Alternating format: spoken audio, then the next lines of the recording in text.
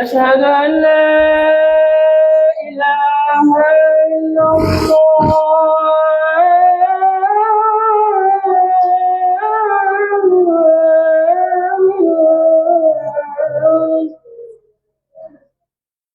أشهد أن لا إله إلا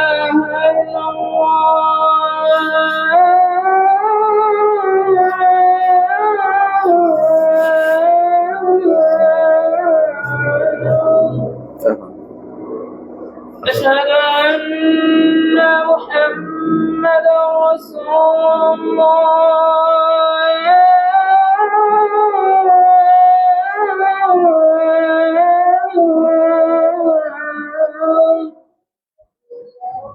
أشهد أن محمدا رسول الله.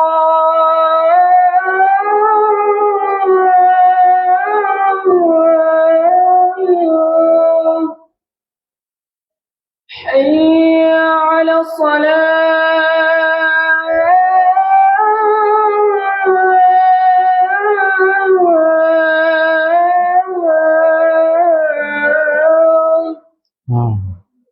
حي على الصلاة.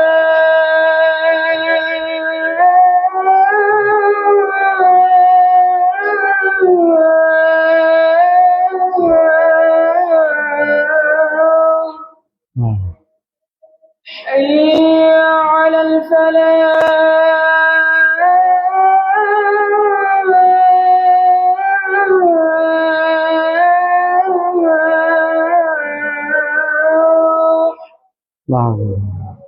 حي على الفلاح.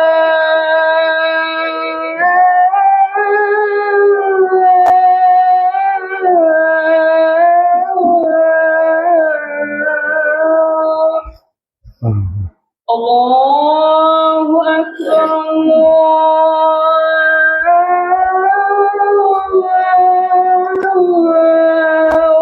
أكبر. لا إله إلا الله.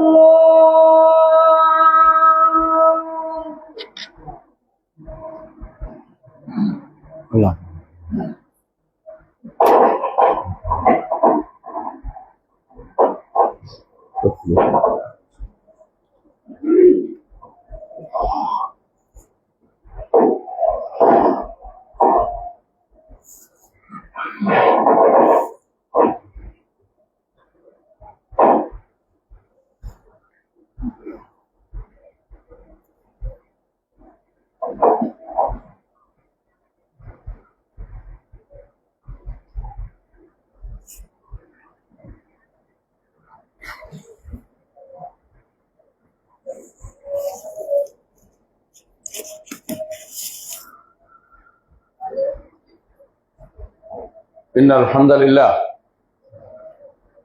نحمده ونستعينه ونستغفره ونعوذ بالله من شرور أنفسنا ومن سيئات أعمالنا. من يهده الله فلا مضل له ومن يضلل فلا هادي له.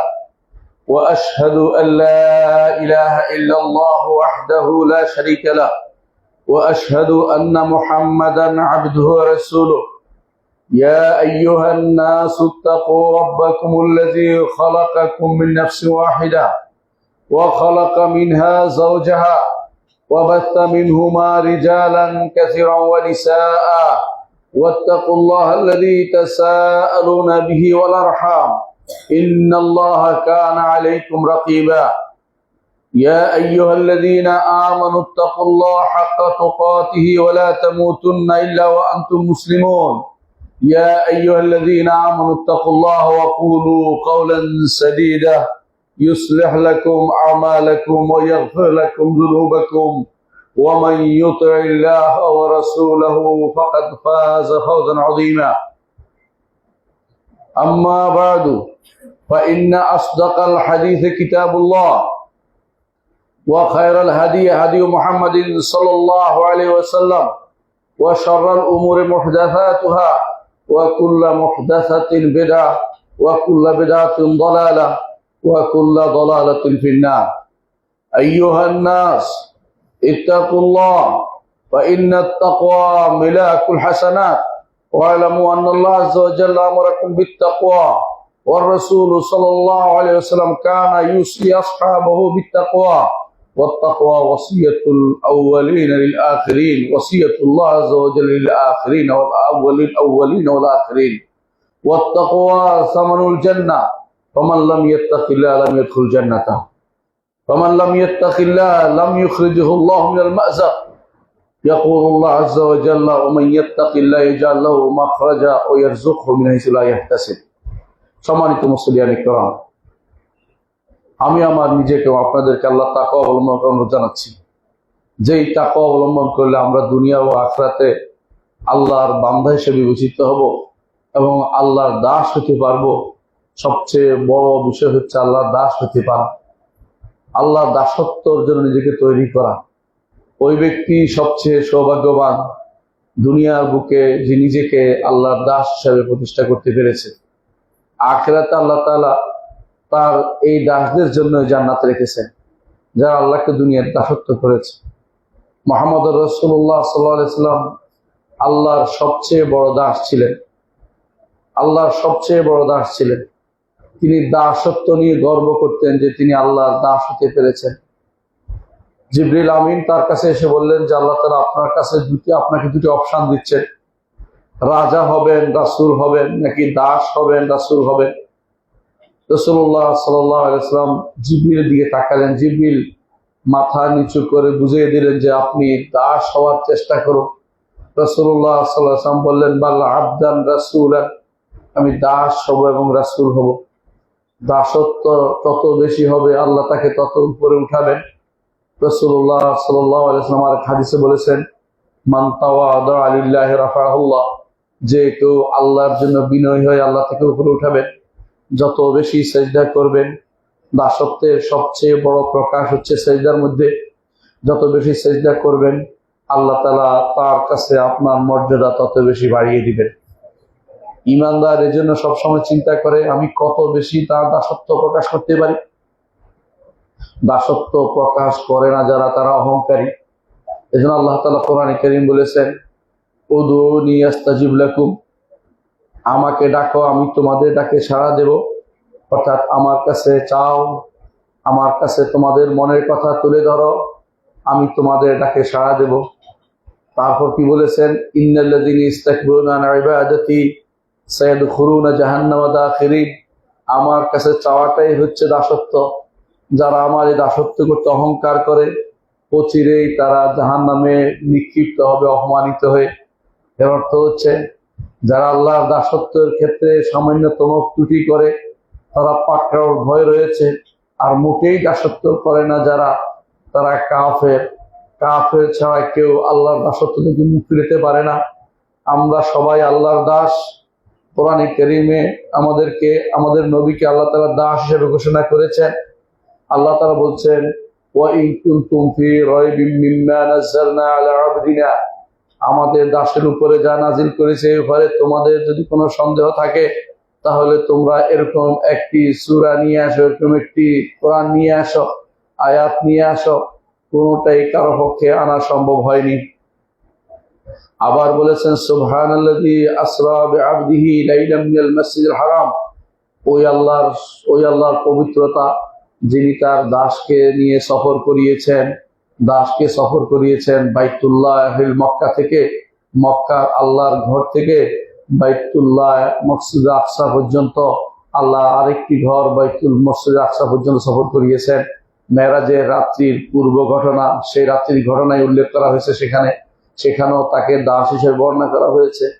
আবার তিনি যখন সালাতে দাঁড়ান সেটাকে দাসত্ব হিসেবে আল্লাহ উল্লেখ করেছেন ওয়া আন্নাহু লাম্মা কামা আবদুল্লাহি ইয়াদউহু কাদু ইয়াকুনুনা আলাইহি লিবাদা, আল্লাহর দাস যখন তার সামনে সালাতে দাঁড়ায় তখন জিনেরা তার উপর চতুর্দিক থেকে ধেয়ে আসে শোনার জন্য কি তিনি বলছেন। এটা রাসূলুল্লাহ সাল্লাল্লাহু আলাইহি ওয়াসাল্লাম যখন তিনি তায়েফ থেকে ফিরছিলেন তখন তিনি বাইত বতনে নাখলা নামক জায়গাতে এক বাগানে, আদাসের বাগানে ঢুকছিলেন। সেই বাগানে সালাত আদায় করতে দাঁড়িয়েছিলেন। আর চতুর্দিক থেকে জিনরা, তখন পরীরা আসে, জিনরা আসে রাসূলুল্লাহ সাল্লাল্লাহু আলাইহি ওয়াসাল্লাম কি করতেছেন সেটা শোনার জন্য তাকে ঘিরে ধরলো। এই আয়াত, এই দৃশ্যটাকে আল্লাহ তাআলা আমাদেরকে স্মরণ করিয়ে দিয়েছেন। সেখানেও আমাদের নবীকে দাস হিসাবে উল্লেখ করেছেন। মুহাম্মদুর রাসূলুল্লাহ সাল্লাল্লাহু আলাইহি ওয়াসাল্লামের সামনে একদিন একজন তাকে প্রচুর প্রশংসা করতে আরম্ভ করলো। রাসূলুল্লাহ সাল্লাল্লাহু আলাইহি ওয়াসাল্লাম বললেন, আমাকে তোমরা বাড়াবাড়ি করতে যেও না, বাড়াবাড়ি করে আমাকে ঈসা ইবনে মারইয়ামের মতো তোমরা বেশি উপরে তুলিও না। ইন্নামা আনা আব্দুল্লাহ ওয়া রাসূলুহু, আমি তো আল্লাহর দাস এবং তার রাসূল। এই দাসত্ব কখন প্রকাশ পাবে? যখন আল্লাহকে চিনতে পারবেন। যে ব্যক্তি আল্লাহকে চিনতে পারেনি, দুনিয়াতে আসা তার বৃথা হয়ে গেছে।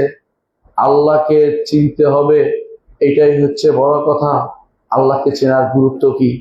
1 নম্বর গুরুত্ব হচ্ছে আল্লাহকে চিনবেন এই জন্য কারণ আল্লাহ নিজেই অত্যন্ত সম্মানিত সত্তা।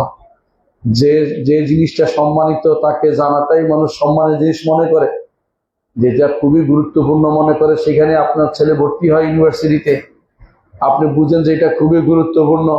আমার রব্বুল আলামিন তিনি অত্যন্ত সম্মানিত, তার মর্যাদার কাছে কারো মর্যাদা কোনোদিন যেতে পারে না। তিনি এমনি তার সম্পর্কে জানাটা হচ্ছে সর্বোচ্চ জ্ঞান, সবচেয়ে মর্যাদাপূর্ণ জ্ঞান। এই জন্য এই আল্লাহ সম্পর্কে আমাদেরকে জানতে হবে। দুনিয়াতে সবচেয়ে সম্মানের জিনিস হচ্ছে আল্লাহকে চেনা, আল্লাহকে জানা। আর আখিরাতে সবচেয়ে সম্মানের জিনিস হচ্ছে আল্লাহকে দেখা, আল্লাহর চেহারা দেখা। যার চেয়ে বড় সম্মানের জিনিস আর কিছু হতে পারে না। জান্নাতে যখন আমরা আল্লাহর চেহারা দেখব, তার চেয়ে সম্মানিত কোনো কিছু আর আমরা দেখব না, তার চেয়ে বড় মজার জিনিস আর আমরা পাবো না। ওয়া আসআলুকাল নাযরা ইলা ওয়াজহিকাল কারীম, সকালবেলা দোয়ার মধ্যে আমরা বলি, তখন আমরা শেষ বৈঠকে দোয়ার মধ্যে বলি যে ওয়া আসআলুকান নাযরা ইলা ওয়াজহিকাল কারীম, ওয়া আসআলুকা লাযযাতান নাযরা ইলা ওয়াজহিকাল কারীম। আপনার কাছে চাই আপনার চেহারার দিকে তাকানোর যে স্বাদ, সেই স্বাদ থেকে আপনি আমাদেরকে বঞ্চিত করবেন না। আল্লাহ তাআলার কাছে এই যে আখিরাতের স্বাদ পেতে হলে দুনিয়াকে আল্লাহকে জানতে হবে, আল্লাহকে চিনতে হবে। এটা 1 নম্বর গুরুত্বপূর্ণ বিষয়। দ্বিতীয় গুরুত্ব হচ্ছে নবীরা সবাই সবচেয়ে বেশি সম্মানিত এই জন্য হয়েছে যে তারা আল্লাহর জ্ঞান দিয়েছেন, আল্লাহ সম্পর্কে জানিয়েছেন, আল্লাহ সম্পর্কে তারা বেশি জানে। নবীরা সম্মানিত হয় নাই বায়োলজির কারণে অথবা তারা ফিজিওলজির কারণে, এই জাতীয় কোন বিদ্যার জন্য তারা সম্মানিত হয়নি। তারা সম্মানিত হয়েছে আল্লাহ সম্পর্কে বেশি জানতো, আল্লাহ সম্পর্কে বেশি জ্ঞান তিনি তারা মানুষদেরকে দিয়েছেন। যে কেউ আল্লাহ সম্পর্কে বেশি জানে, আল্লাহ সম্পর্কে বেশি জানে, সেই ব্যক্তি আল্লাহকে বেশি ভয় করে। এই জন্য আল্লাহ তাআলা কোরআনে কারীম বলেছেন, ইন্নামা ইয়াখশাল্লাহ মিন ইবাদিল উলামা, আলেমরা জানে যারা আল্লাহকে, তারাই শুধু আল্লাহকে ভয় করে। নবীরা আল্লাহকে বেশি ভয় করতেন। মুহাম্মদুর রাসূলুল্লাহ সাল্লাল্লাহু আলাইহি ওয়াসাল্লাম বলেছেন, ইন্না আ'লামাকুম বিল্লাহি ওয়া আখশাকুম লিল্লাহি আনা, তোমাদের মধ্যে আমি সবচেয়ে বেশি আল্লাহকে জানি আর তোমাদের মধ্যে আল্লাহকে বেশি আমি ভয় করি। আল্লাহকে জানা, তারপরে ভয় আসবে। আল্লাহকে না জানলে আপনি কোনোদিন মর্যাদাপূর্ণ ব্যক্তি বিবেচিত হতে পারবেন না। দুনিয়ার বুকে ওই ব্যক্তি শ্রেষ্ঠ যে ব্যক্তি আল্লাহকে বেশি জানে। সেই জন্য নবী রাসূলগণ শ্রেষ্ঠ বিবেচিত হয়েছেন। এই জন্য আল্লাহকে জানতে হবে। আল্লাহকে জানা, আল্লাহকে চেনা, এটার নাম হচ্ছে মারেফাত। এটাকে মারেফাত অর্থ হলো এটাকে পরিচয় লাভ করা, ভালো করে জানা, তার সম্পর্কে জানার বিষয়টি। এই জন্য অন্তরের মধ্যে 3 নম্বর যে গুরুত্ব, সেটা হচ্ছে অন্তরের মধ্যে ততক্ষণ পর্যন্ত মানুষ শান্তি পায় না যতক্ষণ পর্যন্ত আল্লাহকে জানতে পারে না। আল্লাহকে যদি কেউ জানতে পারে তো সেই ব্যক্তি নিজের জান বিলিয়ে দিতে কোনোদিন দেরি করে না। আল্লাহকে জানলে, আল্লাহর ভালোবাসা পেলে, আল্লাহর সন্তুষ্টির জায়গা খুঁজে নিজেকে সবসময় সেখানে দিতে রাজি হয়ে যায়। সমস্ত কর্মের উপরে যত ব্যস্ততাই থাকুক, আল্লাহ তাআলার মহত্ব প্রকাশে সে বেরিয়ে পড়ে। এই জন্য তৃতীয় গুরুত্বপূর্ণ বিষয় হচ্ছে আল্লাহকে জানার তিনটি কারণে সেটা হচ্ছে যে আল্লাহকে জানলে অন্তরে প্রশান্তি আসবে। আল্লাহকে জানলে অন্তরে প্রশান্তি আসবে। আর যে ব্যক্তি আল্লাহকে জানতে পারেনি, দুনিয়াতে সবচেয়ে স্বাদের জিনিসটা সে ভোগ করতে পারেনি। ইবনে তাইমিয়া রাহমাতুল্লাহ আলাইহি বলতেন, মাসাকিন দাখালুদ দুনিয়া ওমা আরাফু আলাদ্দামাফি, মিসকিন আলাদ্দামাফিহা। এরা হচ্ছে মিসকিন, যারা দুনিয়াতে প্রবেশ করেছে কিন্তু দুনিয়াতে সবচেয়ে স্বাদের জিনিসটা তারা নিতে পারেনি। দুনিয়াতে সবচেয়ে স্বাদের জিনিস হচ্ছে আল্লাহ তাআলাকে চেনা, আল্লাহ তাআলাকে জানা। এটা যে ব্যক্তি গ্রহণ করতে পারেনি সে ব্যক্তি হতভাগা, সে ব্যক্তি দুনিয়ার কোনো স্বাদ গ্রহণ করতে পারেনি। দুনিয়ার স্বাদ আপনার কাছে কোনটা? দুনিয়ার স্বাদ যদি আপনার কাছে বাড়ি হয়, ওই বাড়ি চিরস্থায়ী নয়, কিছুদিন পরে চলে যায়। বাড়ি করতে করতে আপনার জীবনের একটা অংশ শেষ হয়ে যায়। যখন সেই বাড়িতে উঠেন, খাবার দাবার আর ভালো লাগে না, ওইটা বন্ধ, ওইটা খাওয়া যাবে না, ওইটার রুচিতে নিষেধ, ওইটা ডাক্তার নিষেধ, ওইটা ওই কারণ নিষেধ। এর অর্থ হচ্ছে দুনিয়ার স্বাদের জিনিস শুধু খাওয়া দাওয়া নয়, দুনিয়ার স্বাদের জিনিস কোনো বাড়ি গাড়ি নয়, টাকা পয়সা নয়। দুনিয়ার স্বাদের জিনিস হচ্ছে আল্লাহ রব্বুল আলামিনকে চিনতে পারা, জানতে পারা। ইবনে তাইমিয়া রাহমাতুল্লাহ আলাইহি আরেকটি কথা বলেছেন। তিনি বলতেন যে কখনো কখনো আমার অন্তরে আল্লাহর মারিফত সংক্রান্ত, আল্লাহকে জানা সংক্রান্ত এমন সব জিনিস অন্তরে ভর করে, তখন আমি বলি, এইটা যদি দুনিয়ার বাদশারা জানতো আমি যে কি আনন্দে আছি, তাহলে আমার সাথে তরবারি নিয়ে যুদ্ধ করতো। তো ওই আনন্দ আমাকে দিয়ে দাও, তুমি আনন্দ কিভাবে ভোগ করো। আল্লাহ তাআলা জানার মধ্যে সবচেয়ে বড় আনন্দ। যে ব্যক্তি দুনিয়াতে আল্লাহকে জানতে পেরেছে, চিনতে পেরেছে, সেই ব্যক্তি সেরা কাজটি দুনিয়াতে করতে পেরেছে। সেই ব্যক্তির কাছে দুনিয়ার সবকিছু তুচ্ছ হয়ে দাঁড়াবে, নিজের জান দিতে দেরি করবে না। শহীদরা আল্লাহকে জেনেই নিজের জানটা দিয়ে দেয়। সিদ্দিকরা আল্লাহকে জেনেই নিজের সবকিছুতে এমন ভাবে বিশ্বাস করে যেমন বাস্তবে ঘটেছে, ঘটে যাচ্ছে। তাদের সামনে কিয়ামত কায়েম হয়ে গেলে, যে আগামী দিন কিয়ামত হবে, এর চেয়ে বেশি আমল করার সুযোগ তাদের আজকে আর নাই। কারণ তারা কিয়ামতকে যেন রাইয়াল আইন চোখের সামনে দেখতে পাচ্ছে, সেভাবে তারা চলে। আল্লাহ তাআলাকে তারা মুরাকাবার মধ্যে থাকে অথবা মুশাহাদার মধ্যে থাকে। মুশাহাদা বলতে কি বুঝি? মুশাহাদা অর্থ হচ্ছে আনতা আবুদাল্লাহ কান্নাকা তারা, এমন ভাবে আল্লাহর ইবাদত করবেন যেমন আপনি আল্লাহকে দেখছেন। এইটা শুধু এমন লোকদের সম্ভব হয় যারা আল্লাহকে ভালো করে জানতে পেরেছে। আর যে ব্যক্তি এটা সম্ভব না, তার জন্য মুরাকাবা। সেই মুরাকাবা কি? সেই মুরাকাবা হচ্ছে ফাইল্লাম তাকুন তারাহু ফাইন্নাহু ইয়ারাকা, যদি তাকে তুমি দেখতে না পাও, তিনি তোমাকে দেখছেন। এই চিন্তা সবসময় মাথায় থাকা। আপনি আমি আজ যেখানে দাঁড়িয়ে আছি, বসে আছি বা দাঁড়িয়ে আছি, আমাদেরকে আল্লাহ দেখছেন, অবশ্যই দেখছেন, অবশ্যই তিনি দেখছেন আমাদেরকে। আর যারা সর্বোচ্চ আল্লাহর মারিফত হাসিল করেছে, অন্তরের মধ্যে আল্লাহর চিন্তা ছাড়া কোনো চিন্তা আসে না, আল্লাহকে কিভাবে সন্তুষ্ট করবে এই চিন্তায় থাকে, আল্লাহর ভালোবাসা তাদের অন্তর বিগলিত হয়, তারা আল্লাহকে তারা অন্তর দিয়ে তাদের উপলব্ধি করতে পারে। আমার রব্বুল আলামিন শুধু তিনি আমাকে দেখছেন নয়, আমিও তাকে দেখে সেভাবে চলতে হবে দুনিয়ার বুকে আমাকে। এইটা অত্যন্ত কঠিন অনেকের পক্ষে। দ্বিতীয়টা সহজ, আল্লাহ আমাকে দেখছেন, এটা সহজ। আর যে ব্যক্তি দুটার একটাও করতে পারেনি, সে ব্যক্তি আল্লাহকে চিনতে পারেনি। সে দুনিয়াতে এসেছে, দুনিয়াতে আল্লাহকে চেনার মতো জ্ঞান তার অর্জিত হয়নি। এজন্য ইবনে তাইমিয়া রাহমাতুল্লাহ আলাইহি বলেছেন, আহইয়ানান ইয়াতারি আলা কলবি, কখনো কখনো আমার অন্তরের উপরে এমন সব ভাব আসে আল্লাহ সম্পর্কে জানার এবং জ্ঞানের বিষয়টি, আমার মনে হয় দুনিয়ার বাদশারা জানলে আমার যুদ্ধ করতে, আমার বিরুদ্ধে আমার দিয়ে দাও। এই আনন্দ হচ্ছে, এই আনন্দের কোনো ভাগ চলে না, এই আনন্দ ওয়ারিশ হয় না। এই আনন্দ শুধুমাত্র ব্যক্তি অনুভব করতে পারে যে ব্যক্তি আল্লাহকে জানতে পেরেছে।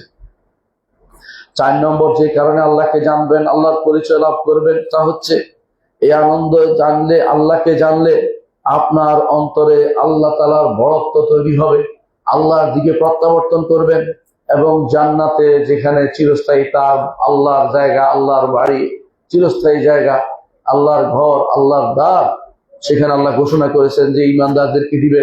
সেটার জন্য সে ব্যস্ত হয়ে পড়ে যে আমাকে সেই জায়গায় যেতে হবে যেই জায়গার মধ্যে আমার রবের সন্তুষ্টি রয়েছে, যেই জায়গা দার আল খুল, আল্লাহর ঘর, আল্লাহ তাআলা তিনি ঘরের ভিতরে থাকেন না, সেটা সম্মানের জন্য বলা হয়েছে। আল্লাহর নির্দিষ্ট বাইতুল্লাহ আল্লাহর ঘর, তাই সম্মানের জন্য বলা হয়েছে। সৃষ্টি এবং স্রষ্টা এর একসাথ করা যাবে না। আল্লাহ তাআলা সম্মানিত করেছেন তার ঘর বলে জান্নাত আদনিন তাজরি মিন তাহতিহাল আনহার, নেয়ামতপূর্ণ জান্নাত যার নিচ দিয়ে নহর প্রবাহিত। সেগুলি সবই হচ্ছে রব্বুল আলামিনের সন্তুষ্টির জায়গা। যে ব্যক্তি আল্লাহকে জেনেছে সেই ব্যক্তি সবসময় চেষ্টা করবে আল্লাহর সন্তুষ্টির জায়গায় নিজেকে যেন প্রতিষ্ঠিত করতে পারে। দুনিয়াতেও আল্লাহ সন্তুষ্টির মধ্যে থাকতে চেষ্টা করে, আখিরাতেও সে চেষ্টা করে আল্লাহ তাআলার সন্তুষ্টি কিসে আছে সেখানে আমি যাব। পঞ্চমত, যে ব্যক্তি আল্লাহ সম্পর্কে জানতে পারবে সে ব্যক্তি আল্লাহর হক আদায় করবে। আপনি ভালো করে বুঝেন, আপনি যদি দেখেন যে কেউ আপনার সামনে লাঠি নিয়ে দাঁড়িয়ে আছে, কাজটা না করলে আপনাকে পিটিয়ে দিবে, অথবা আপনার সামনে বন্দুক নিয়ে দাঁড়িয়ে আছে, কাজটা শেষ না করলে গুলি করে মেরে ফেলবে, আপনি কিন্তু সেখানে কাজের ক্ষেত্রে সামান্য ত্রুটি করেন না, সামান্য ত্রুটি করেন। এমনকি যদি বলা হয় ক্যামেরা লাগানো হয়েছে, আমরা অফিস থেকে দেখব, তাতে আপনি খুব সাবধান হয়ে যান, প্রতিটা কথা মেপে মেপে বলেন, প্রতিটা কাজ সুন্দর করে করেন, যে কেন ক্যামেরা দিয়ে আমার মনিব আমাকে দেখতেছে। এটা যখন মনে করেন যে শ্রমিক মনে করে যে আমার যিনি আমাকে নিয়োগদাতা ফ্যাক্টরির মালিক তিনি ক্যামেরা দিয়ে দেখছেন আমাকে, তখনই তিনি অনেক সাবধান হয়ে যান, কথাবার্তায় সাবধান হন, আচার আচরণে সাবধান হন, সবকিছু তিনি সাবধান হয়ে যান। তিনি কি করেন? মনিবের সন্তুষ্টি বিধানে কাজগুলি করে যান। যে ব্যক্তি আল্লাহকে জানতে পারবে, আল্লাহ তাআলা তার দিকে তাকিয়ে আছেন, সালাতের মধ্যে তার দিকে তাকিয়ে থাকেন, আল্লাহ বান্দা কি করে আল্লাহ সব দেখতে পান, বান্দা কি করে আল্লাহ সব শুনতে পান। ইয়ালামু সিররা ওয়া আখফা, সির গোপন কি আছে অন্তরে তাও তিনি জানেন, ও আখফা এখনো আসেনি অন্তরে আসবে সেটাও তিনি জানেন। সুতরাং এই ব্যক্তি আল্লাহকে ভয় না করে পারে না, আল্লাহর ইবাদত না করে পারবে না। আল্লাহর ইবাদত তাকে করতেই হবে। এই জন্য নূহ আলাইহিস সালাতু ওয়াস সালাম যখন তার কওমকে দাওয়াত দিয়েছিলেন, নূহ আলাইহিস সালাতু ওয়াস সালাম তার কওমকে দাওয়াত দিয়েছিলেন আল্লাহর দিকে, তারা আল্লাহর ইবাদত দিকে আসেনি, তখন তিনি বলেছিলেন একটি কথা, মা লাকুম লা তারজুনা লিল্লাহি ওয়াকারা ওয়া ক্বাদ খালাকাকুম আতওয়ারা। তোমাদের কি হলো? তোমরা রবের জন্য সামান্যতম সম্মান কেন দেখাচ্ছ না?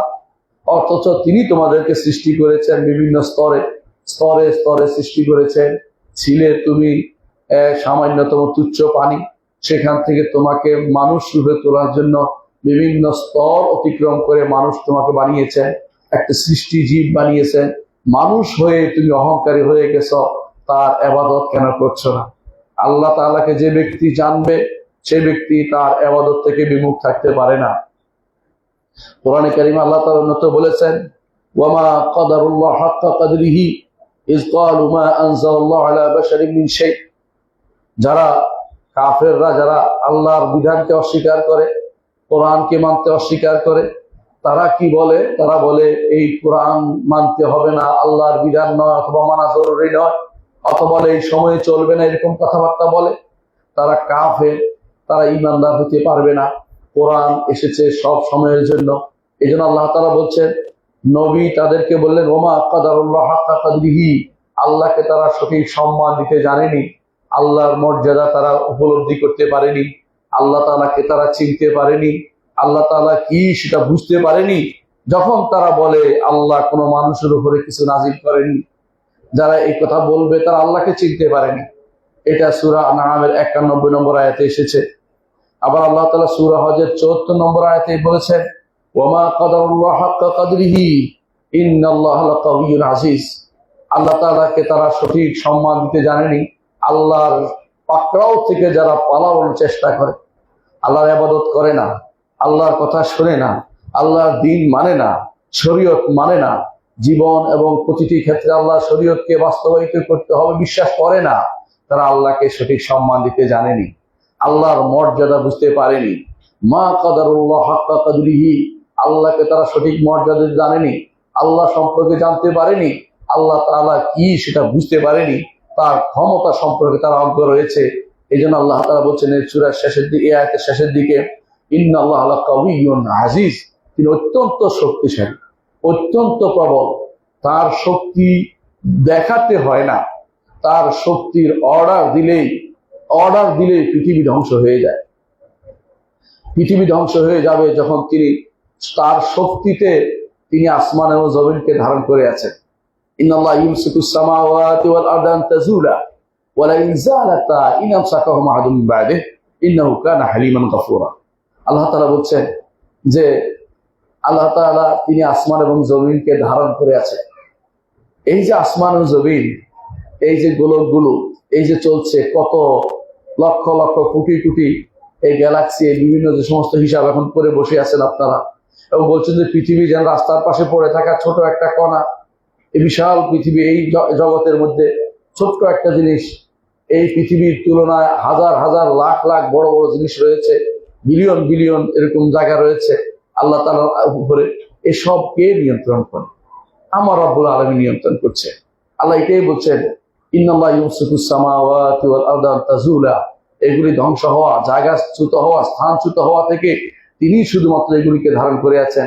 ওয়ালা ইন যালাতা ইন আমসাকাহুমা আহাদুম মিন বা'দিহি, আসমান জমিন যদি এই জায়গা স্থানচ্যুত হয়ে যায়, আল্লাহ ব্যতীত কেউ কি তা ধারণ করতে পারবে? কেউ কি তার আটকাতে পারবে? কেউ আটকাতে পারবে না। ইন্নাহু কানা হালিমান গফুরা, বান্দা যত অপরাধী করে তিনি সহিষ্ণু হিসাবে তিনি সহিষ্ণুতা দেখান, আর যখন তার কাছে তওবা করে তখন তিনি তাকে ক্ষমা করে দেন। ইন্নাহু কানা হালিমান গফুরা। এজন্য আল্লাহকে চিনার সাথে সম্পৃক্ত হবে। বান্দা আল্লাহর হক আদায় করে কিনা, আল্লাহর ইবাদত যথাযথ করে কিনা। অন্য সূরা জুমারের 67 নম্বর আয়াতে আল্লাহ তাআলা বলছেন, ওয়ামা কাদারুল্লাহ হাক্কা কাদরিহি ওয়ামা কাদারুল্লাহ হাক্কা কাদরিহি, আর তারা আল্লাহকে সঠিক সম্মান দিতে জানেনি। দুনিয়ার মানুষ আল্লাহকে আসলে চিনতে পারেনি। আল্লাহকে চিনতে পারেনি প্রমাণ হচ্ছে, দুনিয়ার রাজা বাদশারা আপনার বাড়িতে আসলে আপনি কি করেন? আপনার অবস্থা খারাপ হয়ে যায়, কিভাবে তাকে সম্মান দেখাবেন? কিন্তু আপনি আল্লাহর মর্যাদা বুঝতে পারেননি, আল্লাহর সম্মান বুঝতে পারেননি, আল্লাহ তাআলা তার ক্ষমতা বুঝতে পারেননি, আল্লাহ তাআলা তার পরাক্রমতা আপনি বুঝতে পারেননি। এই জন্য আল্লাহ তাআলা বলছেন, ওয়াল আরদু জামিআন কবদাতুহু ইয়াউমাল কিয়ামা, কিয়ামতের দিন যত জমিন সব আল্লাহর মুষ্টির ভিতরে থাকবে। আল্লাহর মুষ্টি আছে, সেই মুষ্টির ভিতরে সমস্ত জমিন যা দেখা যাচ্ছে সবগুলি আল্লাহর মুষ্টির ভিতরে থাকবে। ওয়াসসামাওয়াতু মাতওয়িয়াতুম বিয়ামিনিহি, আর সমস্ত আসমানগুলো আল্লাহর ডান হাতে ভাঁজ করা থাকবে। আল্লাহর ডান হাতে ভাঁজ করা থাকবে। ভাঁজ করা বুঝেন? আল্লাহ বলে দিয়েছে, ইয়াওমা নাতুইস সামাআ কাতাইয়িস সিজিল্লি লিল কুতুব, যেদিন আমরা ভাঁজ করব আসমানগুলোকে, যেমনি ভাবে কাগজকে একটার উপর একটা রাখে ভাঁজ করা হয়, লেখার জন্য কাগজ ভাঁজ করেন না আপনারা, সেরকম আল্লাহ তাআলা আসমানগুলোকে তার হাতের উপরে একটার উপর একটা ভাঁজ করে রাখবে। রেখে কি বলবেন? রেখে বলবেন, আনাল মালিক আইনা মুলুকুদ দুনিয়া, দুনিয়ার রাজারা কোথায়? আমি তো রাজা। কেউ কথা বলবে না। রাসূলুল্লাহ সাল্লাল্লাহু আলাইহি ওয়াসাল্লাম সেটা বলেছেন।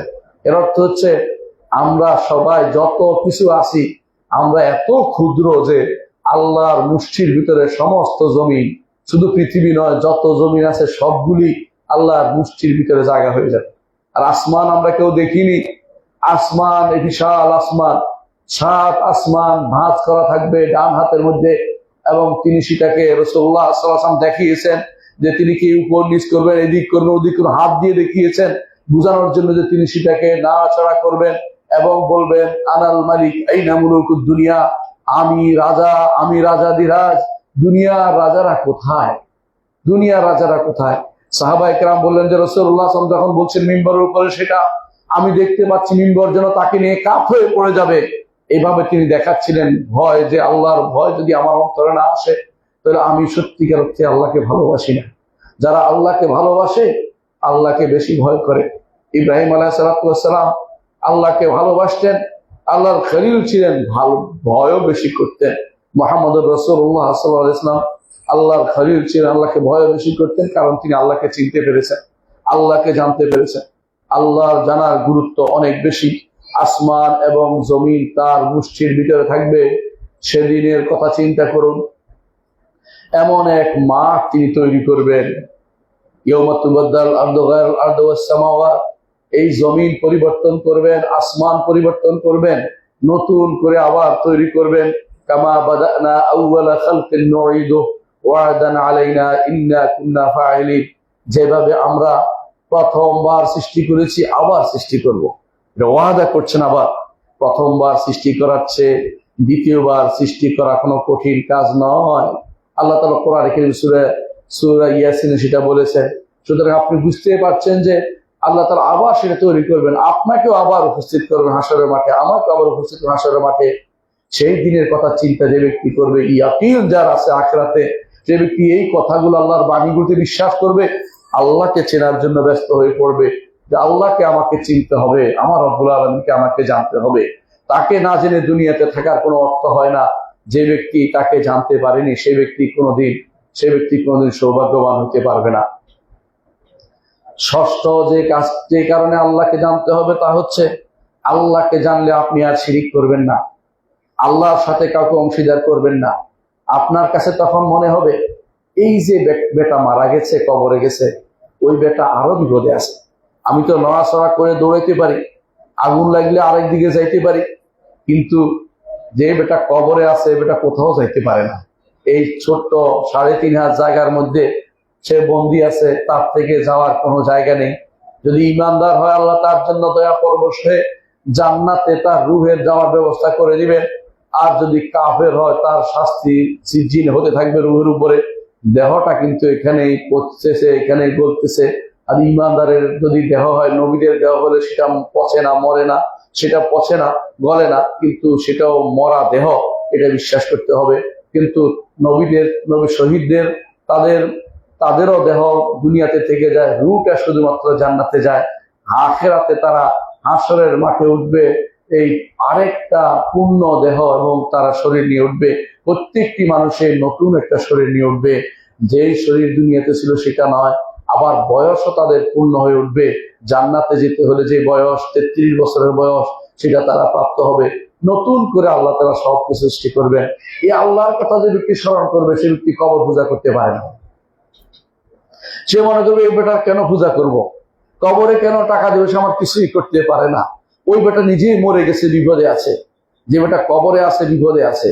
কোনো কবরওয়ালা আপনার কোনো উপকার করতে পারবে না, কোনো মাজারওয়ালা আপনার কোনো উপকার করতে পারবে না, খান জাহানালের কুমিরে আপনার কোনো উপকার করতে পারবে না, শাহজালালের ওখানে যে সমস্ত মাগুর মাছ আছে বা যে সমস্ত মাছ আছে, এগুলি আপনার গজার মাছ আছে, এগুলি আপনাকে উপকার করতে পারবে না।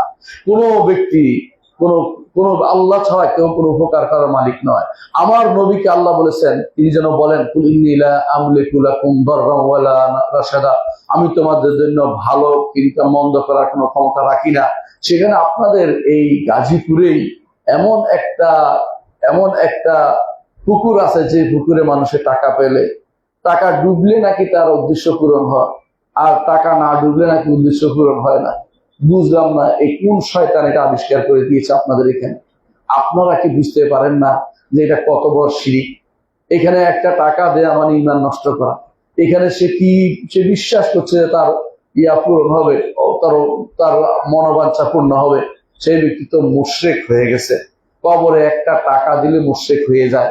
কারো কাছে আশা করলে আল্লাহ ছাড়া যে অজানা কোনো আশা পূরণ করে দিবে, সেই ব্যক্তিটা মুশরিক হয়ে যায়। হ্যাঁ, আশা উপস্থিত, সক্ষম এবং জীবিত, এই তিন যারা আছে তারা শুধুমাত্র আপনার একটু উপকার করে দিতে পারে। আমি বলতে পারি আমাকে পানি দেন, কারণ আপনি পানি দিতে পারবেন, কিন্তু আমি আপনাকে সন্তান আপনার কাছে চাইতে পারি না যে আমাকে অসুখ ভালো করে দেন, কারণ অসুখ ভালো করলে একমাত্র আল্লাহই করবেন। ওয়াইজা মারিদতু ফাহুয়া ইয়াশফি, যখন আমি অসুস্থ হই আল্লাহ শুধুমাত্র আমার শিফার ব্যবস্থা করেন। ইব্রাহিম আলাইহিস সালাতু ওয়াস সালাম সেটা ঘোষণা করে গেছে। সুতরাং আপনি বুঝতে পারছেন যে যেই ব্যক্তি আল্লাহকে সঠিকভাবে বুঝতে পারবে, আল্লাহকে জানতে পারবে, আল্লাহর মহত্ব বুঝতে পারবে, সেই ব্যক্তি কোনদিন শিরকে লিপ্ত হবে না। এই জন্য ইব্রাহিম আলাইহিস সালাতু ওয়াস সালাম তার কওমের কাছে বলেছিলেন, আইফকান আলিহাতান দুনাল্লাহি তুরিদুন, আল্লাহ ব্যতীত তোমরা যাদের ইবাদত করতেছো এগুলো মিথ্যা, অপবাদ, আল্লাহর নামে তোমরা মিথ্যা ছড়িয়েছ। ইফকান আলিহা, মিথ্যা কতগুলি মাবুদ তোমরা ছড়িয়ে দিচ্ছ সারা দুনিয়াতে। দুন আল্লাহি তুরিদুন, কি এদেরকে তোমরা উদ্দেশ্য নিচ্ছ? ফামা যন্নুকুম বিরাব্বিল আলামিন, রব্বুল আলামিনের উপরে তোমাদের কি বিশ্বাস? তোমাদের তিনি কি তোমাদেরকে এভাবে ছেড়ে দিবেন? তিনি সৃষ্টি করেছেন আর তোমরা আরেকজনের ইবাদত করো। তোমাদেরকে আল্লাহ খালাকাকুম, তিনি তোমাদেরকে সৃষ্টি করেছেন আর তোমরা অন্যের ইবাদত করতেছ। তিনি কি তোমাদের এভাবে ছেড়ে দিবেন? কখনো সেটা হতে পারে না। আল্লাহ আপনাকে সৃষ্টি করেছেন, আল্লাহ আপনাকে আয়ু দিয়েছেন, আল্লাহ আপনাকে সন্তান দিয়েছেন, আল্লাহ আপনাকে সম্পদ দিয়েছেন, আল্লাহ আপনাকে সুস্থতা দিয়েছেন, আল্লাহ আপনাকে কি দেন নাই আপনি বলেন তো? আল্লাহর নেয়ামত যদি গুনতে আরম্ভ করেন আপনি শেষ করতে পারবেন না। অথচ আপনি দুনিয়ার কিছু লাভের জন্য, দুনিয়ার পরিস্থিতি পূরণের জন্য শিরকের কাছে চলে যাচ্ছেন। সন্তান অসুস্থ হয়েছে, সন্তানকে বাঁচাতে হবে, এই জন্য অমুক খান থেকে পানি খেতে হবে, অমুক খানে টাকা দিতে হবে, অমুক খানে এটা করতে হবে, ওইটা করতে হবে। সন্তান যদি বেঁচেও থাকে আপনার কি লাভ? যদি সে কাফের হয়ে যায়, আপনি যদি কাফের হয়ে যান, সন্তান বাঁচিয়ে কি লাভ? আর যদি সন্তান মরেও যায় আপনার লাভ আছে যদি ইমানের উপর আপনি থাকতে পারেন। সন্তান মরে গেলেও আখিরাতে আপনার জন্য সেটা আপনার জন্য সহায়ক হবে। আপনার জন্য ছোট সন্তান যদি হয় সেটা আপনার জন্য উপকারে লাগবে, নেক সন্তান হলেও উপকারে লাগবে। আর যদি ঈমান হারা হয়ে যান, সন্তানের জন্য আপনার কোনো উপকার দেবে না। আমাদের নারীরা এ ব্যাপারে সবচেয়ে বেশি অগ্রণী। কথায় কথায় তারা বিভিন্ন জায়গায় মানত করে বসে, বিভিন্ন জায়গায় দেওয়ার জন্য ব্যস্ত হয়ে পড়ে, বিভিন্ন ওসিলা, বিভিন্ন মাধ্যম, এমন সব মাধ্যম, পুকুরি মাধ্যম ধরার জন্য নিজেকে নিয়োজিত করে ফেলে। এরা সবই বিভ্রান্ত হয়ে যাচ্ছে। শয়তান তাদেরকে সবচেয়ে বেশি বিভ্রান্ত করে। অনেক সময় পুরুষরা বুঝতে পারে যে সন্তান আল্লাহ দিয়েছেন, আল্লাহ নিবেন। মুহাম্মদ রাসূলুল্লাহ সাল্লাল্লাহু আলাইহি ওয়াসাল্লাম, আল্লাহ তাআলা তাকে 7টি সন্তান দিয়েছেন। জীবদ্দশায় 6টি মরে গেছে, 6 জন মরে গেছে। মুহাম্মদ রাসূলুল্লাহ সাল্লাল্লাহু আলাইহি ওয়াসাল্লাম যখন দুনিয়া থেকে যান, একমাত্র তার দুনিয়া থেকে যাওয়ার সময় একমাত্র তার একটি কন্যা জীবিত ছিল, তিনি হচ্ছেন ফাতেমা। আর সবাই তার হাতের সামনে দিয়ে চলে গেছেন। একবারও তিনি বলেন নাই আমার ইব্রাহিমের ওসিলায়, আমার দাদা জানের ওসিলায়, ইব্রাহিমের ওসিলায়, অথবা ইব্রাহিমের কবরে 10টা টাকা দিয়ে আসি, অথবা চলো সবাই মিলে ওখানে যাই দোয়া করিয়ে আসি, এমন তো কিছু বলেননি তিনি। তিনি কি বলেছেন? তিনি তার চোখ দিয়ে পানি বেরিয়েছে যখন তার কোনো এক সন্তান মারা গেছে। তিনি বলেছেন, ইব্রাহিম তুমি চলে যাচ্ছ, আমার অন্তরে কষ্ট, কিন্তু আমার রবে যেটা সন্তুষ্ট এর বাইরে আমি কিছু করতে যাব না। ইমানদার এটার নাম। তিনি মনে করেন যে আল্লাহর জন্যই আমরা এবং আল্লাহর কাছেই আমরা প্রত্যাবর্তন করব। যখন আমরা বিপদে পড়ি আমাদেরকে শিখিয়ে দেওয়া হয়েছে এটা বলতে, ইন্না লিল্লাহি ওয়া ইন্না ইলাইহি রাজিউন। এর অর্থ কি? অর্থ না বুঝার কারণেই তো আমাদের সমস্যা আছে। ইন্না লিল্লাহ ঠিকই পড়ে কিন্তু শিরক করে। ইন্না লিল্লাহি ওয়া ইন্না ইলাইহি রাজিউন অর্থ কি? আমরা আল্লাহর জন্য আল্লাহর কাছেই পড়তে হবে সবাই। অর্থাৎ সে মরেছে শুধু তা নয়, আমিও মরবো, আমিও আল্লাহর কাছে ফিরে যাব। সে আল্লাহর কাছে আগে গেছে, আমি একটু পরে যাবো, এই শুধু পার্থক্য। রাসূলুল্লাহ সাল্লাল্লাহু আলাইহি ওয়াসাল্লাম এটাই বলতেন কবরবাসীদের কাছে গেলে, যে তোমরা আমাদের আগে চলে গেছো, আমরা তোমাদের পরে আসছি, সবাইকে মৃত্যুর স্বাদ বক্ষণ করতে হবে। যখন আল্লাহ তাআলার আল্লাহ তাআলা মহত্ব জানবে, কেউ শিরিক করবে না। সে মনে করবে দুনিয়ার যে নেয়ামত আমি পাচ্ছি, এ সামান্য নেয়ামত অথবা বেশি নেয়ামত যেটা আমি ভোগ করছি, তারতম্য আছে। কেউ বেশি নেয়ামত ভোগ করে, কেউ কম করে, সবটাই আমার রবের পক্ষ থেকে। ওয়ামা বিকুম মিন নি'মাতিন ফামিনাল্লাহ, যত নেয়ামত তোমাদের হয়েছে সব আমার রবের পক্ষ থেকে আসছে, আল্লাহর কাছ থেকে এসেছে। এবং সেইটা শুকরিয়া আদায় করে। যখন আল্লাহ এই নেয়ামত নিয়ে যায় তখন সেই নিয়ে কান্নাকাটি করে না, বাড়াবাড়ি করে না। বেশিরভাগ মানুষ নেয়ামত পাওয়ার জন্য শিরিক করে, আবার নেয়ামত হারিয়ে যাওয়ার জন্য শিরিক করে। পাওয়ার জন্য শিরিক করে, প্রথমে যাবে কবরের কাছে সন্তান যেন হয়, পয়সাওয়ালা যেন হয়, যেন পাশ করে, এমপি ইলেকশনে পাশ করে, যেমন ওইটাতে পাশ করে, এইটাতে প্রথম শিরিক দিয়ে শুরু করে। আবার যখন হেরে যায় তখন আবার কবরের কাছে কান্নাকাটি করে, আবার শিরিক করে। এগুলি সবই হচ্ছে আল্লাহ তাআলাকে না জানার কারণে। আল্লাহকে যে ব্যক্তি জানতে পেরেছে সে ব্যক্তি এই কাজটি করবে না। এই জন্য ইব্রাহিম আলাইহিস সালাম বলেছিলেন, ফামা যন্নুকুম বিরাব্বিল আলামিন, তোমাদের কি ধারণা যে তোমাদের রব তোমাদেরকে যত শিরিক করে এভাবে ছেড়ে দিবেন, তোমাদেরকে তিনি শাস্তি দিবেন না? কখনো হতে পারে না। এই জন্য আল্লাহ তাআলা কোরআন কারীমে বলেছেন, আফা হাসিবতুম আন্নামা খালাকনাকুম আবাদান ওয়া আন্নাকুম ইলাইনা লা তুরজাউন, তোমরা কি মনে করেছো তোমাদেরকে আন্নামা খালাকনাকুম আবাসা, আমাদের অনাহত সৃষ্টি করেছি, আমার কাছে প্রত্যাবর্তন করতে হবে না? প্রত্যেকটি মানুষ যেহেতু প্রত্যাবর্তন তার কাছেই করতে হবে, তাকেই চিনা দরকার, তাকেই জানা দরকার, এবং তার মহত্ব উপলব্ধি করা দরকার, এবং তার কাছে গিয়ে কি অবস্থায় হবে সেটাও খেয়াল রাখা দরকার। আল্লাহর কাছে যেতে হলে হাসরের মাঠে একটা লম্বা সময় দাঁড়াতে হবে। কোরআনে কারিমে আল্লাহ তাআলা বলেছেন, ওয়ালিমান খাফা মাকাম রাব্বিহি জান্নাতা, যে কেউ তার রবের কাছে দাঁড়াতে হবে, মাকাম তার অবস্থান আল্লাহর সামনে, এই চিন্তা করে যে ব্যক্তি ভয় করবে, আল্লাহ তার জন্য দুটি জান্নাতের ব্যবস্থা করেছেন। আল্লাহু আকবার। দুটি জান্নাত আপনাকে দিবেন, শুধু আল্লাহর সামনে দাঁড়ানোকে ভয় করবেন। কেমন এই সত্তা, যেই সত্তা একসাথে লক্ষ লক্ষ কোটি কোটি অর্বুদ সংখ্যার মানুষ সবার সাথে একসাথে তিনি কথা বলবেন, একসাথে বিচার করবেন, সারিউল হিসাব, তিনি আপনার সাথে আবার একান্ত কথা বলবেন। রাসূলুল্লাহ সাল্লাল্লাহু আলাইহি ওয়াসাল্লাম বলেছেন, মা মিনকুম আহাদুন ইল্লা ওয়া সায়ুকাল্লিমুহু রাব্বুহু লাইসা বাইনাহু ওয়া বাইনাহু তুরজুমান, তোমাদের প্রত্যেকের সাথে তোমাদের রব কথা বলবেন হাসরের দিনে, অনুবাদক লাগবে না। আপনি কি করেছেন আপনাকে জিজ্ঞাসা করবেন, তুমি এটা করেছিলে? বলে করেছিলাম। বলে দুনিয়ার বুকে তুমি সেটা গোপন রেখেছো, কাউকে বলনি, আজকেও আমি গোপন রেখে তোমাকে পার করে দিলাম। এ হচ্ছে আমার রব্বুল আলামিন। তার সামনে দাঁড়ানোর মতো ভয় আপনার হওয়া উচিত, আমার হওয়া উচিত। কিভাবে তার সামনে দাঁড়াবো? চলতে ফিরতে সারাদিন গুনাহ করি, কথাবার্তায় গুনাহ করি, আচার আচরণে গুনাহ করি। কিভাবে যাবেন, কিভাবে পুরস্কার চাইবেন? কিছুই করি নাই, তারপরে পুরস্কারের জন্য বসে আছি। জান্নাতে যাওয়ার আশায় একেবারে বড় কিছু নিয়ে বসে আছি। আবার কেউ কেউ বাগাড়ম্বর করে জান্নাত অন্যদেরকে দেয়ার চিন্তা করছে, জান্নাত বিক্রিও করতেছে পয়সা দিয়ে, নাউযুবিল্লাহ। এমন লোকদের অভাব নেই। তারা কি আমার রবকে বুঝতে পেরেছে? তারা কি আমার রবকে জানতে পেরেছে? ফামা যান্নুকুম বিরাব্বিল আলামিন, রব্বুল আলামিনকে তোমরা কিভাবে চিনতে পেরেছো? তোমরা কি তাকে জানতে পেরেছো? কখনো তোমরা জানতে পারোনি। অনুরূপভাবে সূরা ইউনূস আল্লাহ তাআলা বলছেন, ওমা যান্নুল লাযিনা ইফতারুনা আলাল্লাহিল কাযিবা ইয়াওমাল কিয়ামাহ ইন্নাল্লাহা লাযু ফাদলিন আলান নাস ওয়ালাকিন্না আকসারাহুম লা ইয়াশকুরুন। যারা আল্লাহর নামে মিথ্যাচার করে বেড়ায়, তারা আল্লাহ সম্পর্কে কি ধারণা পোষণ করে? তারা কি আসলে আল্লাহকে বুঝতে পেরেছে? আল্লাহ সম্পর্কে কি মনে করছে? তারা কি মনে করছে আল্লাহ যে কোনো মানুষের মতো বা সৃষ্টির কারো মতো মনে করে বসে আছে?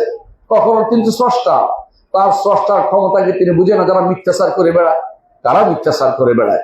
যারা আল্লাহর নাম অস্বীকার করে, আল্লাহর গুণ নাই বলে, যারা আল্লাহ তাআলার সত্তা সম্পর্কে তারা আল্লাহ সত্তার অস্তিত্ব স্বীকার করে না, আল্লাহ তাআলার ক্ষমতা স্বীকার করে না, আল্লাহর সৃষ্টিগুলিকে আল্লাহর দিকে সম্পৃক্ত করে না, নিজেরা সৃষ্টি স্রষ্টা হওয়ার চিন্তায় বসে আছে, নিজেরা মানুষ আল্লাহর অধিকারকে নিজেদের অধিকার মনে করে বসে আছে, মানুষদেরকে নিজে দাস বানিয়ে ফেলেছে। ওরা আল্লাহর উপর মিথ্যাচার করছে। আল্লাহর উপর যারা মিথ্যাচার করবে তারা ওমা যান্নুল লাযিনা ইফতারুনা আলাল্লাহিল কাযিব, আল্লাহ তাআলা বলছেন এদের কি ধারণা হতে পারে যে আল্লাহ তাআলা তাদেরকে এইভাবে কিয়ামতের দিন ছেড়ে দিবেন? কিয়ামতের দিন এইভাবে ছেড়ে দিবেন না। আল্লাহ তাআলা বলছেন ইন্নাল্লাহা লাযু ফাদলিন আলান নাস, তিনি মানুষের উপরে দয়া দেখান, তিনি দয়া দেখান, ওয়ালাকিন্না আকসারহুম লা ইয়াশকুরুন, মানুষ শুকরিয়া আদায় করে না। তিনি দয়া করেছেন বলে কান দিয়েছেন।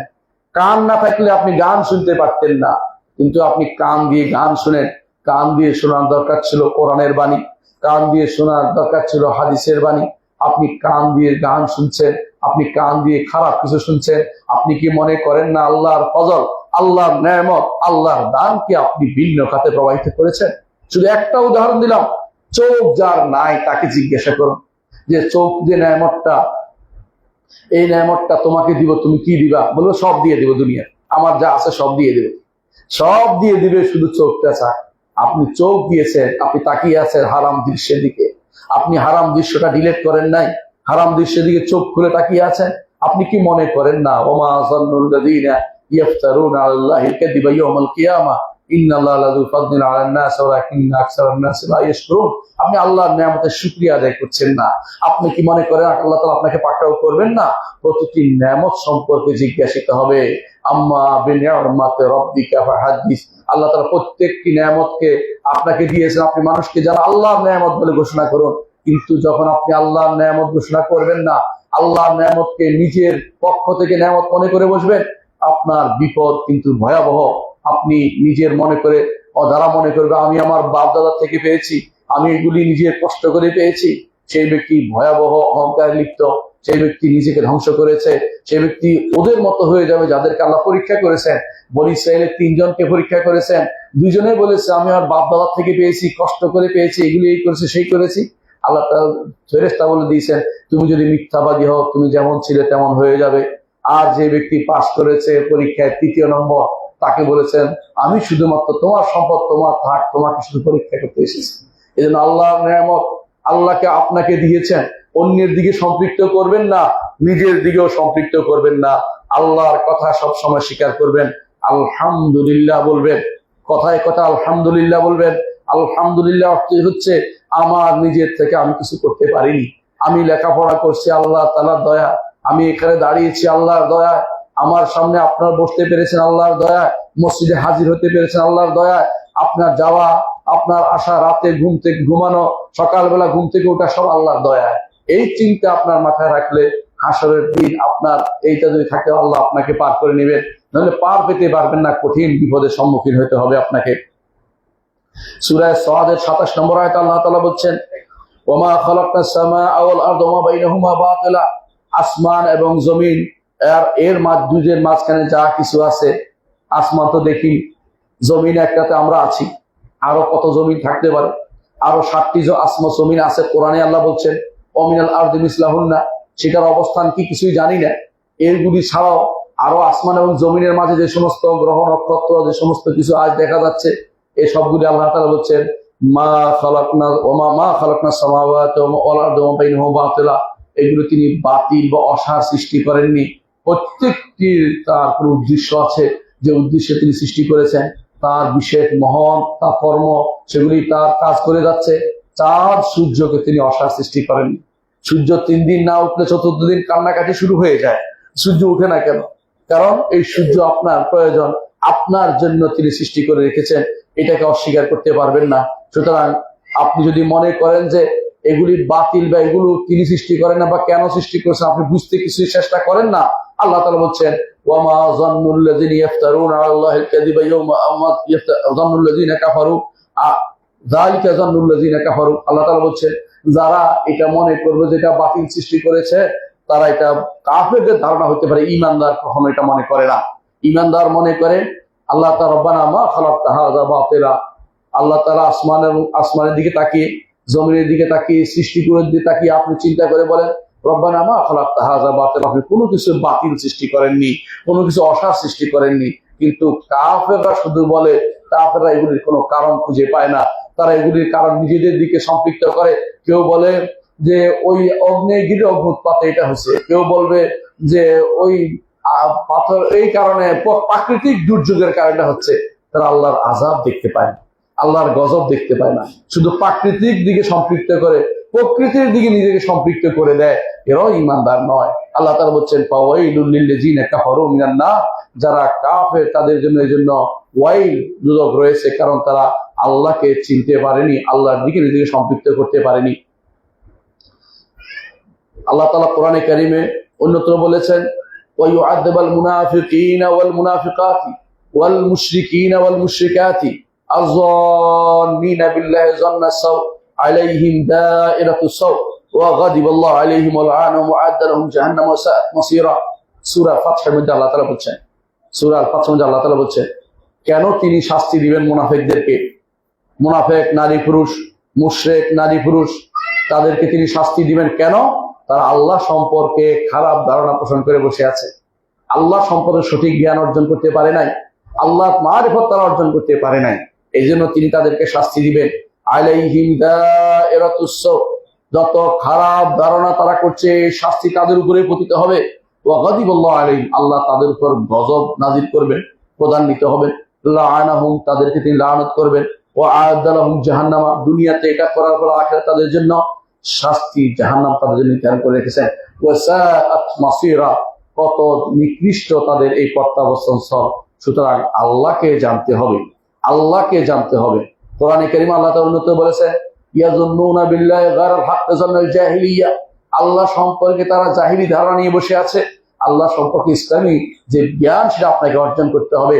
জাহিলি জ্ঞান অর্জন করলে আপনার চলবে না। সপ্তম যে কারণে আপনাকে আল্লাহ সম্পর্কে জানতে হবে তা হচ্ছে আল্লাহ সম্পর্কে জানাই হচ্ছে ঈমান। আর যত বেশি জানবেন তত বেশি আপনার ঈমান বর্ধিত হবে, যত বেশি আপনি জানবেন তত বেশি ঈমান বর্ধিত হবে।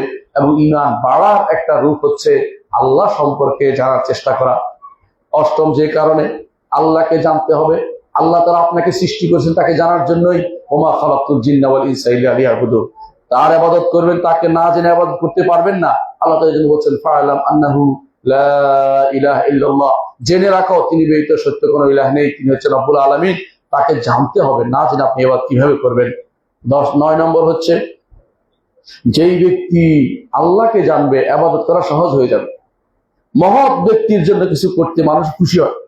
আপনাদের এলাকায় যে মহৎ ব্যক্তি থাকে, ভালো মানুষ, তার জন্য কিছু করলে আপনি খুশি হন, কারণ তিনি ভালো মানুষ। আল্লাহ বলেছে ভালো তো কিছু নাই, তার জন্য কিছু করতে আপনার ইবাদত করতে কোনো কষ্ট হবে না। আপনি সালাত আদায় করতে ভালো লাগবে, যাকাত দিতে ভালো লাগবে, মসজিদে আসতে ভালো লাগবে, দ্বীনের কথা শুনতে ভালো লাগবে। আর যদি কোনো আপনি আল্লাহ সম্পর্কে না জানেন, আপনার কাছে এটা কষ্টকর মনে হবে। কখন ইমাম সাহেব খুতবা শেষ করবে, কখন বাড়ি যাবো, এই চিন্তায় ব্যস্ত হয়ে পড়বেন যে তাড়াতাড়ি করুক, শেষ হয়ে যাচ্ছে, কোন রকমের 2টা হাজিরা দিয়ে গেলাম, এটা নয়। ওদের আনন্দ পেত। আমরা এখন সালাত থেকে কিভাবে তাড়াতাড়ি শেষ করতে পারে চিন্তায় থাকি। আর রাসূলুল্লাহ সাল্লাল্লাহু আলাইহি ওয়াসাল্লাম তিনি বলেছেন, আরিফনা বিসসালাতি ইয়া বিলাল, বিলাল আমাকে সালাত দিয়ে শান্তি দাও, কারণ আল্লাহ সম্পর্ক, আল্লাহর সাথে কথা বলার একটা সুযোগ এসেছে। এমনি কথা বললে তিনি কি জবাব দেন তো জানি না, কিন্তু হাদিসে এসেছে যখন মানুষ সালাতে থাকে আল্লাহ তাআলা তার কথার জবাব দেন। যখন বলে আলহামদুলিল্লাহ রাব্বিল আলামিন, আল্লাহ তাআলা সাথে সাথে জবাব দেন। এখন একজনের জবাব দেন না, সবাই জবাব দেন, সবাই তিনি জবাব দেন, সবাই জবাব দেন। কারো জবাব কারোর জন্য কোনো বাধা হয় না। আমরা রব্বুল আলামিন একসাথে কোটি কোটি অর্বুদ মানুষের জবাব তিনি একসাথে দিতে পারেন। এটা কোনো সমস্যাই নয় তার জন্য। আমার জন্য সমস্যা হয়, আমি একজনকে বলি থামো, এর কথা আগে শুনে নেই, তারপর তোমার কথা শুনবো, কিন্তু তিনি একসাথে তিনি যারা সালাত আদায় করে সবাই আলহামদুলিল্লাহ রাব্বিল আলামিন বলার পর তিনি বলেন হামাদানি আবদি, আমার বান্দা আমার প্রশংসা করলো, একসাথে তিনি বলতে পারেন। সুবহান রাব্বিয়াল আলা বললে তিনি খুশি হন। এবং প্রত্যেকটি বান্দার কর্মকাণ্ড তিনি তার চোখের সামনে আছে। এই মহান রব্বুল আলামিনের যখন আপনি জানবেন যে রব্বুল আলামিন এত মহত্ব আছে, তা আপনার তখন ইবাদত অনেক সুন্দর হয়ে যাবে। আপনার ইবাদতের ক্ষেত্রে আগ্রহ জমবে। আপনি বলবেন যে আমি তো কারোর জন্য করছি না, আমার আজর, আমার প্রতিদান পাবো আমি আল্লাহর কাছে। ইন আজরা ইল্লা আলাল্লাহ, আমার প্রতিদান তো আমি আল্লাহর কাছেই পাবো, আমি আল্লাহর কাছে পাওয়ার জন্য শুধু এটা করছি। 10 নম্বর যেই কারণে আপনি আল্লাহকে জানতে হবে তা হচ্ছে যে ব্যক্তি আল্লাহকে জানবে সেই ব্যক্তি বুঝতে পারবে যে সে হচ্ছে সবচেয়ে বড় ফকির, আর আল্লাহ হচ্ছেন সবচেয়ে বড় গানি। এই জন্য যখন আপনি নিজেকে পেশ করবেন সে সময় কি করবেন, আল্লাহুম্মা ইন্নী আবদুকা ওয়া ইবনু আবদিকা ওয়া ইবনু আমাতিকা নাসিয়াতি বিয়াদিকা মাদিন ফি হুকমুকা আদলুন ফিয়া কাদাউকা। এভাবে আপনি বলতে থাকবেন, আল্লাহর কাছে নিজেকে দিনহীন ভাবে তুলে ধরবেন। আপনি যখন তাকে জানতে পারবেন তখন নিজে কতটুকু অভাবী সেটা বুঝতে পারবেন। এই জন্য আল ফাকরু যাতিয়ুন, ইবনে তাইমিয়া রাহমাতুল্লাহ আলাইহি বলতেন, অভাব অর্থাৎ দৈন্যতা আমার একেবারেই সত্তাগত জিনিস, মজ্জাগত জিনিস। আমার সবই অভাব নয় তো কি, কিন্তু আমি কারো মুখাপেক্ষি না, আমি আমার রবের মুখাপেক্ষি। যে ব্যক্তি বুঝতে পারে তার কাছ থেকেই সব মঞ্জুর হয়ে আসে, তখন অন্যের কাছে আর দ্বারস্থ হবে না। সেই ব্যক্তি তখন নিজেকে সবচেয়ে দিনহীন হিসেবে তুলে ধরতে পারবে, নিজে অহংকারী হবে না। অনুরূপভাবে যে ব্যক্তি যখন আল্লাহর ইলম সম্পর্কে জানবে তিনি কত বড় আলেম, তখন তার ইলম যে কত কম সেটা বুঝতে পারবে। আল্লাহ যেটা বলেছেন মা উতীতুম মিনাল ইলমি ইল্লা কালিলা, তোমাদের শুধু কমই জ্ঞান দান করা হয়েছে। আপনারা জানেন খদির এবং এই হাদিসটি বুখারী মুসলিমে আসছে, খদির এবং মুসা দুজনে দাঁড়িয়েছেন সমুদ্রের পাড়ে। একটা পাখি এসে সামান্য একটু পানি নিয়ে চলে গেল। তখন খেজির বললেন, মুসা, আমার তোমার এবং সমস্ত মানুষের যে জ্ঞান সেগুলো এই পানি যতটুকু নিয়েছে এই পাখি এটুকু চেয়েও কম, আল্লাহর রাজত্ব থেকে একটু কমে নাই। তিনি কত জ্ঞানী। একজন মানুষ যেন এটা বুঝতে পারে, নিজের জ্ঞান নিয়ে অহংকার করবে না, নিজের সম্পদ নিয়ে অহংকার করবে না, আল্লাহ তাআলার ইবাদতে নিজেকে লিপ্ত রাখবে, জ্ঞান বাড়িয়ে দেওয়ার জন্য বলবে রব্বি জিদনি ইলমা, আর বলবে ওয়ালা ইয়ানফাউ যাল জাদ্দি মিনকাল জাদ, আপনার কারো ধনাঢ্যতা আপনার কাছে কিছুই না, কারো ধন দিয়ে আপনার কিছু পাওয়া যাবে না। আপনাকে পেতে হবে অবশ্যই তা আপনার ইবাদতের মাধ্যমে, আপনার যথাযথ সত্য প্রকাশের মাধ্যমে আপনাকে পাওয়ার চিন্তা করতে হবে, আল্লাহকে পাওয়ার চিন্তা করতে হবে। আমি 10টি কারণ বলেছি, গুরুত্ব বলেছি যে কারণে আল্লাহকে চিনতে হবে। প্রশ্ন হচ্ছে আল্লাহকে কিভাবে চিনবেন, আল্লাহকে কিভাবে চিনবেন। বর্তমানে দুইটা মাদ্রাসা, দুইটা শিক্ষায়তন পাওয়া যায়, স্কুল পাওয়া যায়। এক স্কুলে বলে আল্লাহকে চিনতে হলে আপনি দার্শনিকদের পথে চলেন, কালাম শাস্ত্রবিদদের পথে চলেন। এই দুটাই বিভ্রান্ত পথ। এই বিভ্রান্ত পথে চলে আল্লাহকে পাবেন না। কারণ আল্লাহকে চিনতে হলে যিনি আল্লাহ সম্পর্কে জানেন তার কাছে যেতে হবে। আল্লাহ সম্পর্কে বেশি জানেন কারা? নবী রাসূলগণ। কারণ তারা তার পক্ষ থেকে প্রেরিত পুরুষ। আপনার কাছে যদি কোনো, আমার কাছ থেকে কেউ যায়, আপনি আমার সম্পর্কে তার কাছ থেকে ভালো শুনতে পারেন লোকটা কেমন। কিন্তু আমার কাছ থেকে আসেনি, আপনি রাস্তার মধ্যে বসে বসে আমার সম্পর্কে চিন্তা করলে কাজ হবে না। যারা এই গবেষণা চিন্তা করে যে আল্লাহ সম্পর্কে আমি আমার চিন্তা দিয়ে, গবেষণা দিয়ে, বিবেক দিয়ে কিছু আবিষ্কার করব, এরা বিভ্রান্ত। এই পথের পথিকরা সবচেয়ে বিভ্রান্ত। এদের মধ্যে আছে ইবনে সিনা, ফারাবি, কিন্দি, এরা বিভ্রান্ত। ওদের মধ্যে আরেকটি গোষ্ঠী আছে কালাম শাস্ত্রবিদ নামে, রাজি বলেন, গাজালি বলেন। এই লোকেরা শেষ জীবনে তারা এই জন্য ফিরে এসেছে, বলছে আমি চিন্তা করে কিছু কুল কিনার করতে পারিনি, আমরা পাই কোরআন এবং সুন্নাতে, সেটা অনুসরণ করলে আল্লাহকে পাবো। এটা আল্লাহকে পেতে হলে কোরআন এবং সুন্নাহর কোনো বিকল্প নেই। আল্লাহর পথে শুধুমাত্র আমাদেরকে চলতে হবে, আল্লাহর পথে, নবীর পথে সেটাকে জানতে হবে। আল্লাহ তার রাসূল যেভাবে বলেছেন সেভাবেই তাকে চিনতে হবে। আর কোনো মাধ্যমে আল্লাহকে চেনার কোনো সুযোগ নাই। দ্বিতীয় আরেক গোষ্ঠী দাঁড়িয়েছে, তারা বলে যে আল্লাহ চিনানোর ব্যবস্থা আমরা করে দিচ্ছি। তারা বলে যে আমরা মারিফতের দরবার খুলে দিয়েছি। তারা মারিফতের জন্য বিভিন্ন রকমের বিভিন্ন করেছে, তরিকা আবিষ্কার করেছে। কেউ তরিকা কাদেরিয়া, কেউ নকশবন্দিয়া, কেউ মুজাদ্দিদিয়া, মানে হাস্যকর বিভিন্ন জিনিস তৈরি করেছে। এগুলো কোরআন এবং সুন্নাহর বাইরে যারা এই সমস্ত পথ নিয়ে আবিষ্কার করেছে, এগুলি কোনোদিন আপনাকে আল্লাহর পথে নিয়ে যাবে না। এগুলি শয়তান দিয়েছে, শয়তানের পথে নিয়ে যাবে। কোরআন এবং সুন্নাহ এরকম দরবার করতে আপনাকে বলেনি। কোরআন এবং সুন্নাহ আপনাকে বলেছে আল্লাহকে চিনতে হলে, আল্লাহর পথে চলতে হলে, আল্লাহর দেয়া বিধান কোরআন এবং সুন্নাহকে আপনাকে পড়তে হবে, আলেমদের কাছে পড়তে হবে যারা কোরআন এবং সুন্নাহ জেনেছে। দুর্ভাগ্যবশত সাইয়েদনা আব্দুল কাদের জিলানী রহমতুল্লাহ আলাইহি, তিনি আল্লাহকে চেনার জন্য এদের পথে পথ চলেন নাই। তিনি আল্লাহকে চেনার জন্য আল্লাহর সত্তা, নাম, গুণ নিয়ে আলোচনা করেছেন। আর এরা আল্লাহকে চেনার জন্য নিজেদের কাছে দাওয়াত দেয়, আমাদের কাছে আসলে মারিফত হাসিল হবে। ওই মারিফত আল্লাহর মারিফত নয়, ওই মারিফত শয়তানের দেয়া মারিফত হাসিল হবে। আল্লাহর মারিফত, আল্লাহকে চিনতে হলে কোরআন এবং সুন্নাহর বাইরে দ্বিতীয় কোনো পদ্ধতি নিয়ে আসতে পারবেন না। কোরআন এবং সুন্নাহ আল্লাহকে যেভাবে আল্লাহ তাআলা যেভাবে নিজের সম্পর্কে বলেছেন, আর মুহাম্মদ রাসূলুল্লাহ সাল্লাল্লাহু আলাইহি ওয়াসাল্লাম আল্লাহ সম্পর্কে যেভাবে বলেছেন, সেভাবেই আপনাকে আল্লাহকে চিনতে হবে। এর বাইরে অন্য কোনো পদ্ধতিতে আল্লাহকে চেনার কোনো সুযোগ নেই। আল্লাহকে চেনার দুটি পর্যায় আছে। একটি হচ্ছে আল্লাহ তাআলার অস্তিত্ব এবং তার যে কর্মকাণ্ড এবং তার যে সমস্ত সত্তার ব্যাপারে আল্লাহ যা বলে দিয়েছেন তার সম্পর্কে জানা, এটা কিন্তু আপনি চিনতে পারবেন। কিন্তু তার সত্তার পরিপূর্ণ জ্ঞান কোনোদিন অর্জন করতে পারবেন না। তিনি কি রকম এটা তো বলতে পারবো না, তার সত্তা কিরকম জানি না, তার গুণগুলি কিরকম জানি না, তবে গুণ আছে। ধরন জানি না, কিন্তু বাস্তবতা জানি, এগুলো আছে, এগুলি সত্য। কিন্তু বাস্তব ধরন যেটা, সেটা কোনোদিন পাওয়ার চেষ্টা করবেন না, সেটা পাওয়ার আশা ছেড়ে দিতে হবে। সেটা তখন বুঝতে পারবেন জান্নাতে যখন যাব, তার চেহারার দিকে তাকাবো, তখন বুঝতে পারবেন যে আল্লাহর চেহারা কেমন। কিন্তু ওয়ালা ইউহিতুনা বিইলমা, পরিপূর্ণভাবে আয়ত্ত কোনোদিনই করতে পারবেন না। কারণ বান্দার পক্ষে আল্লাহ তাআলাকে পরিপূর্ণ আয়ত্ত করা কখনো সম্ভব নয়। লা তুদরিকুহুল আবসার ওয়া হুয়া ইউদরিকুল আবসার ওয়া হুয়াল লাতীফুল খাবীর। এই জন্য আল্লাহকে চিনতে হলে, আমি আজকের আলোচনা এখানে সমাপ্ত করব। শুধু জানিয়ে দিলাম আল্লাহকে চিনতে হলে 5টি জিনিস, অবশ্যই 4টি জিনিস থাকবে। 1 নম্বর হচ্ছে আল্লাহর সত্তাকে জানতে হবে, আল্লাহর সত্তাকে জানতে হবে। দ্বিতীয় হচ্ছে আল্লাহর কর্মকে জানতে হবে, আল্লাহর কর্মকে জানতে হবে। তৃতীয় হচ্ছে আল্লাহর নাম জানতে হবে। চতুর্থ হচ্ছে আল্লাহর গুণ জানতে হবে। আব্দুল কাদের জিলানী রহমতুল্লাহ এর জন্য তার বুনিয়াতুত তালিবিনের মধ্যে আল্লাহর নাম এবং গুণ দিয়ে আল্লাহকে চেনার জন্য বিশাল চ্যাপ্টার লিখেছেন। বরং পুরো বইটাই আল্লাহর নাম এবং গুণ দিয়ে ভরা। এর অর্থ হচ্ছে যে ব্যক্তি এই চারটি জিনিস জানতে পারে সে ব্যক্তি আল্লাহর ইবাদত করতে পারে না। পঞ্চমটা করতে সক্ষম হবে না। পঞ্চমটা হচ্ছে আল্লাহর যথাযথ ইবাদত। আল্লাহর সত্তাকে কিভাবে জানবেন, আল্লাহর নাম কিভাবে জানবেন, গুণ কিভাবে জানবেন, আল্লাহর কর্ম কিভাবে জানবেন, কোরআনে কারিমের বাইরে যাওয়ার কোনো সুযোগ নেই। আমি বিষয়টি ইনশাআল্লাহ দ্বিতীয় খুতবা আরেকটু আলোচনা করবো। আকুলু কাওলি হাযা ওয়া আস্তাগফিরুল্লাহ লি ওয়া লাকুম ওয়া লিসাইরিল মুসলিমিন ফাস্তাগফিরুহু ইন্নাহু হুয়াল গাফুরুর রহিম।